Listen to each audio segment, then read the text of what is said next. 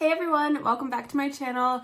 It is December. There are 4 weeks left this year, which means that it's time to start planning for 2023. If you can believe it. I'm still processing like 2019 and I don't know how it's already 2023, but we're gonna figure it out together.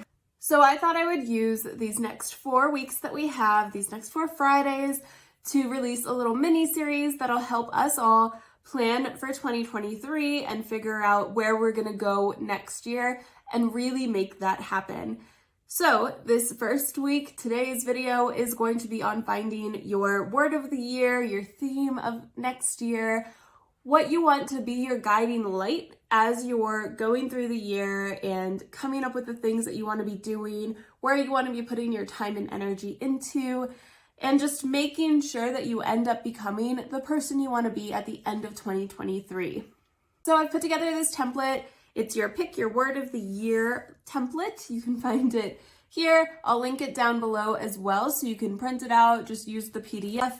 I have it just on my iPad and I'm going to be filling it out as we go through it too. I haven't done this exercise yet. I've been trying to come up with my word of the year. I've had a couple thoughts as I was putting this template together of words that came to me, things that it could be, some of my top priorities for next year, but I haven't really had a chance to just sit down by myself and figure this out. So that'll be our homework for this week, is to work through this template so that we can come back next week into part 2 and figure out what that word of the year is going to do for us. So keep an eye out for that video and the rest of the December videos in this little series. Like and subscribe if you haven't already so you can get notified when those next steps videos come out. All right, first things first though is, why do you even need a word of the year or a theme of the year? And this is something that I just started doing the last couple of years, but like I mentioned, it's just a guiding light, something to focus on and come back to, something to keep in your back pocket as you're going through the year and things get hard or you get kind of lost and off track. It's something that'll help bring you back and help you remember what your goals are next year. Of course, this can change halfway through the year. I'm sure we'll get there. But in my experience, this has just been an amazing exercise for me. In 2022, my word of the year was strength, and it scared me a little bit when I first got it, but boy, did I need some strength this past year. So much has happened, so much has changed, and it just was that guidepost for me to come back to and remember strength is my word of the year this year. I can get through this. I know it'll make me stronger, more resilient. Whatever I'm going through is going to give me a new perspective in life, and it's going to take me where I need to be. So I just have to be strong right now. That's what that word did for me last year, this current year, I guess. And that's the point, is just something again to come back to as you're going through your year to keep you on track. So that's why I really encourage everyone to have a word of the year. And if you have no idea where to start, that's where this video comes in, and that's where this template comes in as well. So let's just jump right into it. This first section is looking back at the current year as well as looking forward to next year. We'll walk through it. The second section really makes you deep dive and think even harder about your responses from section 1 to narrow things down for you, get a little bit more clarity about your purpose and your whys. And then finally, of course, section 3 is just your word of the year, where you can write it down, you can print this out, keep it on your phone. Just put this word anywhere where you can see it a lot. I have mine right next to my desk, right next to my workstation. So I look at it all the time. Whenever I start to get stressed out, I can clock it and remind myself of what I'm doing here.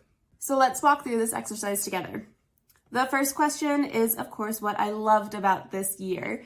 And I added some examples, so just some accomplishments, any events that happened, life-changing events, little events even, any sort of wins that you've had this year. Write those things down. The first things that come to mind that excite you about what happened this year and the things that changed this year.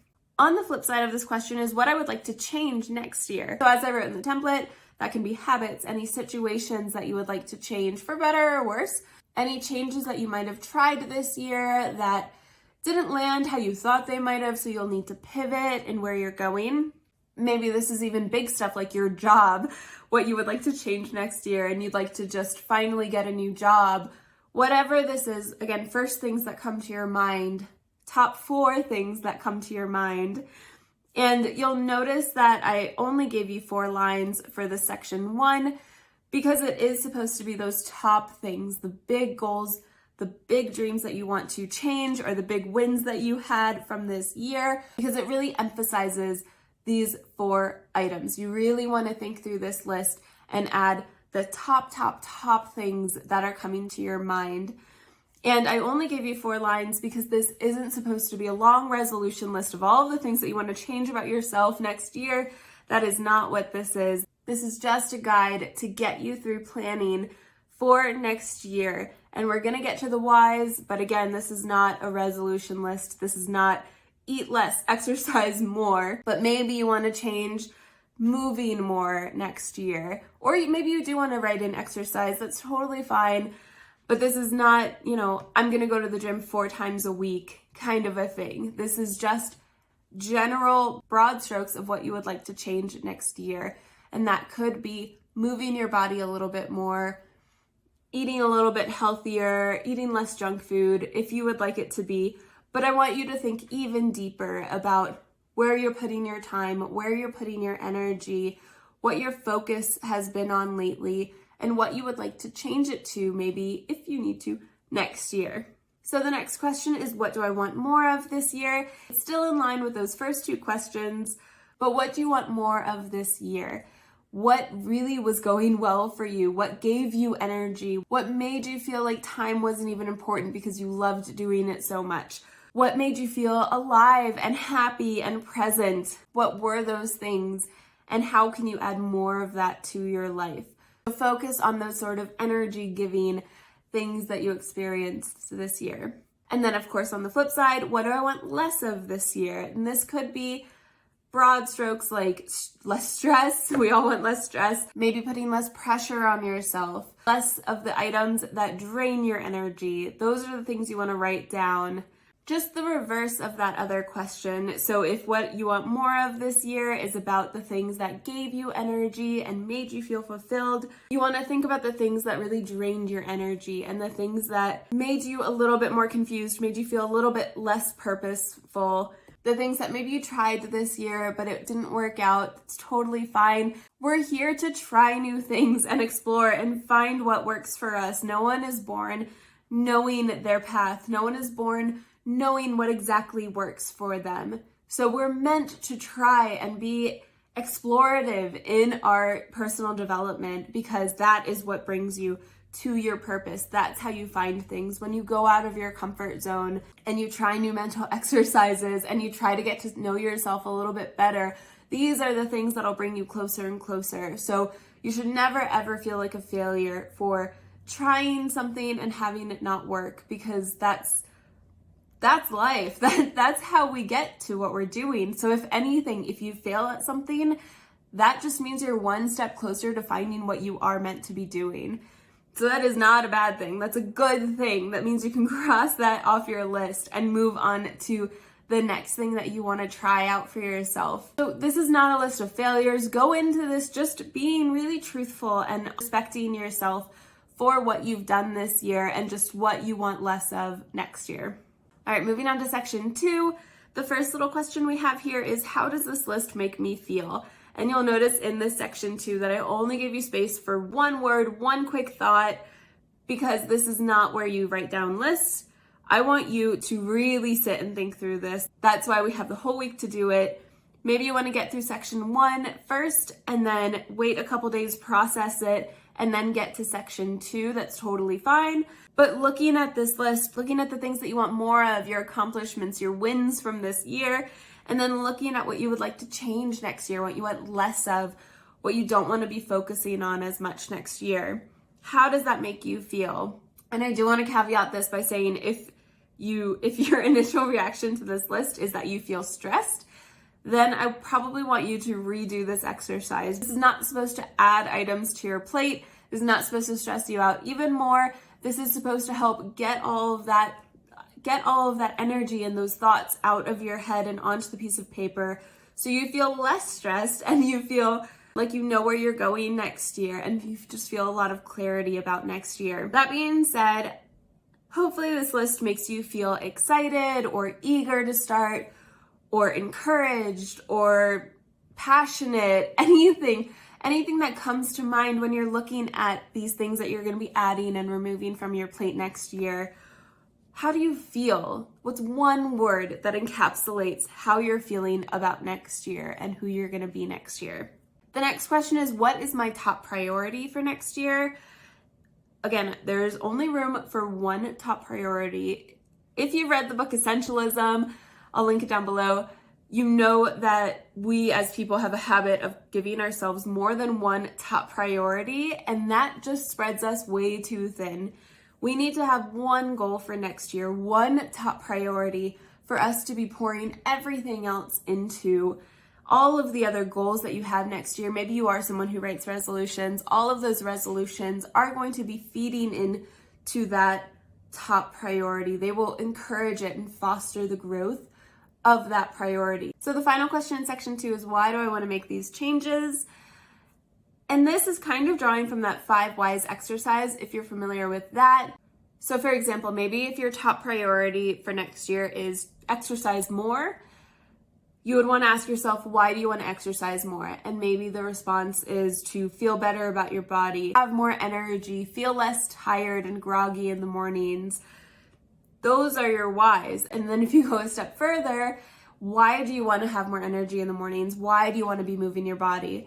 And maybe it's because you want to live a long time, be around for your friends and family. You really want to put your health first because you know that it'll make an impact on the people around you.